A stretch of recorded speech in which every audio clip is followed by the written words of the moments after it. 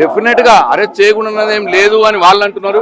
Supreme court మాత్రం pre MLA act కింద 19 దాంట్లో ఈ కేసు వింటాము అని సుప్రీంకోర్టు అన్నది.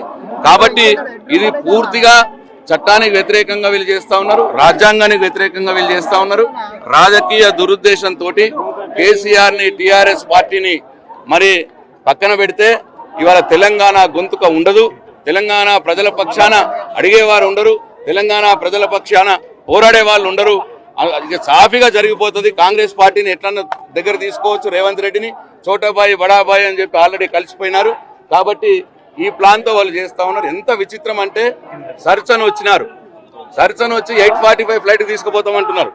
అంటే మొదలే కవిత గారి పేరు మీద కూడా ఫ్లైట్ టికెట్ బుక్ చేసుకున్నారు, బుక్ చేసుకునే వచ్చినారు ప్రీ ప్లాన్డ్ గా. అంటే ఇదంతా కూడా రాజకీయ ప్రేరేపితంగా జరుగుతున్నటువంటి చర్య. దీంట్లో ఏమీ లేదు. సర్చన్ వచ్చినారు, మరి ఏం బయటపడ్డాయో చెప్తలేరు, ఊరికే కావాల్సుకునే తీసుకుపోతామని చెప్పి చెప్తా ఉన్నారు. కాబట్టి డెఫినెట్ గా దీని వ్యతిరేకంగా దీన్ని పూర్తిగా ఖండిస్తా ఉన్నది టీఆర్ఎస్ పార్టీ, బీఆర్ఎస్ పార్టీ.